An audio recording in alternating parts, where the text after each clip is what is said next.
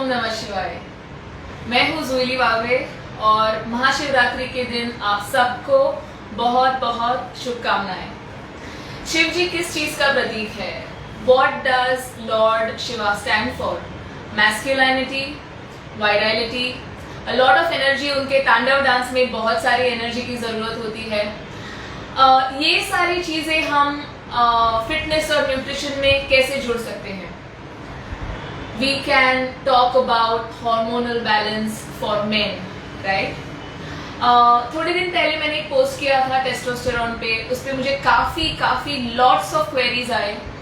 तो मैंने सोचा कि आज के दिन मैं टेस्टोस्टेरोन पे बात करूंगी because today is Shiva's day. He represents everything that testosterone stands for in males. तो टेस्टोस्टेरोन क्या है? ये एक बहुत ही इम्पोर्टेंट एंड्रोजन है, मतलब मेल हार्मोन है। और ये not only in males but females में भी इसकी जरूरत है। ऑफ कोर्स मेल्स में इसकी मात्रा ज्यादा होती है और फीमेल्स में कम, बट दोनों में जितनी चाहिए उतनी होनी चाहिए। अगर लो टेस्टोस्टेरोन है तो उसके सिम्टम्स क्या है? आप कैसे जान सकते हो कि may be this is an area आपको इन्वेस्टिगेट करना चाहिए? एक तो लो एनर्जी, आपको दिन में मे बी ज्यादा सोने का मन करता होगा या कुछ भी करने का मन नहीं करता होगा, बहुत बोरिंग टाइप लगता होगा। Secondly you may feel lack of sexual drive या सेक्सुअल एनर्जी। इरेक्टाइल डिसफंक्शन भी ये इम्बैलेंस का एक सिम्टम ही है। You may feel depressed, mood swings, काफी छोटी छोटी चीजों पे इरिटेशन आ जाए। ये सारे मेंटल चीजें या परफॉर्मेंस रिलेटेड चीजें हो सकती है। सेकेंडली फिजिकल अपीयरेंस, कभी कभी आप देखते हो कि कोई लोगों में बेली फैट काफी ज्यादा रहता है, बट ऐसे नहीं कि वो बहुत ओबीस है या बहुत ज्यादा उनमें फैट है। हाथ पैर उनके काफी पतले होते हैं, जस्ट बेली फैट काफी रहता है। इनमें डेफिनेटली टेस्टोस्टेरोन इम्बैलेंस की कोई तो बात है, because testosterone imbalance not only gives rise to belly fat, वो आपकी लीन मास भी कम कर देता है या फिर बढ़ने नहीं देता है। So your hands and legs are very thin, you lack that lean mass, but belly fat is pretty much there and rapidly increasing, okay? और belly fat actually एक cause भी है, symptom भी है टेस्टोस्टेरोन इम्बैलेंस का, और belly fat रहना, बढ़ना, उसको कम ना करना actually cause भी है for testosterone imbalance. So now what do? We need testosterone for all the important functions of life, mental, physical, in males and in females. Of course females में दूसरा भी प्रॉब्लम हो सकता है कि टेस्टोस्टेरोन बहुत ज्यादा होता है, तो उसमें अलग टाइप का हार्मोनल इम्बैलेंस है। आज के टॉपिक के लिए हम बात करेंगे कि मेल्स में ये इम्बैलेंस कैसे होता है, उसको आप पे इम्बैलेंस है या नहीं है ये जानना भी इम्पोर्टेंट है, क्योंकि अगर आपको पता ही नहीं है कि इम्बैलेंस है, आप उस पर काम कैसे करोगे, आप उस पर मतलब वर्क कैसे करोगे to rectify it. Alright, so मैंने ये अभी सिम्टम्स जो बताए, इनका होना मतलब possibly there is a testosterone imbalance. Now we will look at how we manage to work on boosting testosterone naturally, okay? जरूरत नहीं है कि टेस्टोस्टेरोन बूस्टर पिल्स लेने चाहिए या कोई जड़ी बूटी या ऐसे कुछ लेना चाहिए। आप एक नेचुरल लाइफस्टाइल भी बना सकते हो जिससे नेचुरली आपका टेस्टोस्टेरोन बूस्ट हो सकता है। एक्चुअली एज के साथ टेस्टोस्टेरोन कम होता है नेचुरली, जैसे जैसे आप 25, 30, 35 को क्रॉस करेंगे, with age testosterone levels do go down unless आप प्रिकॉशंस लोगे, okay? So having the right lifestyle, जिसके बारे में मैं अब बताने वाली हूँ, that is really important, alright? और अभी मैंने फिलहाल एक रिसर्च पढ़ा था कि आजकल मतलब इन दिस जनरेशन या इन these times the testosterone levels of men are anyway decreasing more than let's say a century ago या उसके पहले, okay?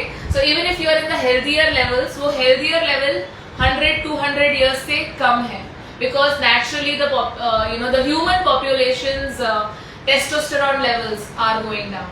So what can we do about it? Alright, first thing मैंने अभी बोला था, belly fat leads to testosterone lowering and it's a vicious cycle. Because you have belly fat, you will have lower testosterone, and because you have low testosterone, you will get more belly fat. इस cycle को break करना बहुत जरूरी है. Okay? So belly fat किस चीज से होता है हम सबको पता है, बच्चों को पता है, कोई कुछ करता नहीं उसके बारे में. Diet and exercise. ऐसे नहीं कि आप 4-4, 5-5 घंटा का वर्कआउट करो, तो वो कोई नहीं कर सकता है, right? It's counter productive. But हाँ, half an hour daily, 1 hour daily कोई प्रोग्राम लो, खुद से करो, भागो, lift weights. The most effective exercise for increasing testosterone, yes, you guessed it right, you have to lift weights. Okay? Resistance training routine होना आपके life में बहुत इंपॉर्टेंट है to tackle this particular problem. आप बस दौड़ोगे भागोगे तो उससे ऑफकोर्स बेली fat चला जाएगा, बट टेस्टोस्टेरोन प्रोडक्शन अगर इंक्रीज करना है, you have to do some kind of resistance training. Okay, तो वो एक इंपॉर्टेंट चीज है. Secondly, diet. प्रोटीन, फैट्स और कार्ब्स, इन तीनों चीजों का राइट रेशियो में होना बहुत इंपॉर्टेंट है. एक्चुअली एक और भी रीजन है for testosterone lowering, excessive dieting. काफी लोग काफी डाइट कर रहे हैं, मतलब फैट्स नहीं खा रहे हैं, प्रोटीन ठीक से नहीं खा रहे हैं, बस 100,000 या बस 1000 कैलोरीज के अंदर रहना है. You know, all this excessive restrictive dieting also affects your hormone levels on a chronic level. अगर आप क्रॉनिक डाइटर हो, बार बार आप बस मतलब कमी खा रहे हो, और हाँ आप पतले हो जाओगे, but your hormone levels get affected. Okay, so excessive dieting भी नहीं करनी है. मैं यही पॉइंट में बोल रही हूँ, आपको अच्छे से डाइटिंग करनी है. Eat proper carbs, eat veggies, fruits, have protein, have the good fats, olive oil, coconut oil, अपना mustard oil, you know, regular हम लोग जो इंडियन ऑयल्स यूज करते हैं वो, इनको राइट रेशियो में खाना इंपॉर्टेंट है. एक्सेसिव डाइटिंग नहीं करनी है. Okay, that is my first point. फिर मैं 3 चीजें बोलूंगी जो आप ले सकते हो, जो आपकी टेस्टोस्टेरोन लेवल्स को हेल्प करेगा. First is coffee. Coffee has been known to increase and maintain testosterone levels in men. Secondly, एक सप्लीमेंट है क्रिएटिन. ओके, क्रिएटिन बहुत ही रिसर्च सप्लीमेंट है. इसके ज्यादा साइड इफेक्ट्स नहीं है. हाँ, थोड़ा वाटर ब्लोट हो सकता है और इसको मतलब अप टू 5 mg ही लेना है. But creatine has been shown to increase testosterone levels in many research papers. It's a very well researched supplement, and definitely you know, you can go for it. Also the third thing is some micronutrients जो मतलब हमको fruits and veggies से मिलने चाहिए, like vitamin D and zinc. These are also deficiencies which are associated with testosterone levels, low testosterone levels. The third thing is you know, minimize stress. You know, how much ever we talk about stress, कम है आज के जमाने में, क्योंकि सब बच्चे से लेके बुजुर्गों तक सब लोगों को अलग अलग टाइप का स्ट्रेस है. Stress we cannot escape, but we definitely can learn to manage it better. अगर आप एक्सरसाइज करते हो तो anyway आपके स्ट्रेस लेवल्स कम है या मैनेज्ड है. Okay, so the first thing to do for stress, I feel, in my also personal opinion, and what science tells us, is exercise. Okay, then secondly, develop a hobby. It could be music, it could be dancing, it could be anything, but allocate a certain amount of time कि आप आपके थोड़े hobbies को दे दो, जहाँ पे आपको मतलब ज़्यादा स्ट्रेस नहीं हो, काम नहीं करना पड़े, आप मतलब थोड़ा एंजॉय करें, थोड़ा फ्लो में जाएं. Okay, so managing stress levels is very important for increasing or maintaining testosterone levels. The next thing what you can do is sleep. Okay, ये सब चीजें आपको बतानी पड़ती है क्योंकि नेटफ्लिक्स है, मोबाइल फोन है, हम लोग 7 से 10 घंटा रेगुलरली नहीं सोते हैं. You need to sleep well, क्योंकि हर एक हार्मोन का एक्चुअली एक साइकिल रहता है. जो पीक करता है वो एब करता है. आपको 7 to 10 hours sleep on an average करना ही है. Restful sleep, away from gadgets, away from light. Okay, And finally, there is one Ayurvedic herb known as ashwagandha. It has been known to help increase testosterone production in men and maintain it. There have been a lot of research papers. Of course, आप कोई भी supplement लेते हो तो आप अपने doctor से जरूर बात कीजिए, क्योंकि हर एक पर्सन का फिजियोलॉजी और रिएक्शन अलग रहता है.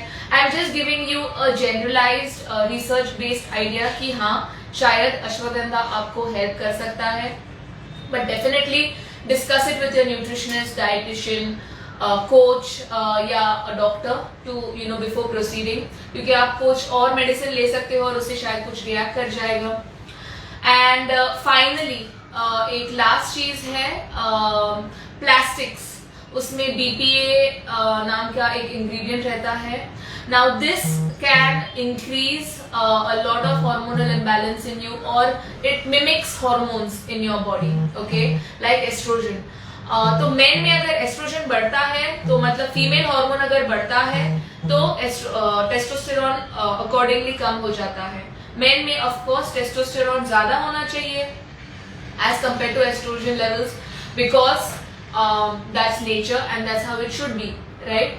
जिनमें एस्ट्रोजन, मेल्स में एस्ट्रोजन हार्मोन ज्यादा है, उनके कैरेक्टरिस्टिक्स थोड़े फेमिनाइज्ड हो जाते हैं. फॉर एग्जाम्पल, शायद there is a formation of breasts, there is excessive the hips formation, hips बड़े हो जाते हैं. Like how a woman's shape is, some men do experience that just because of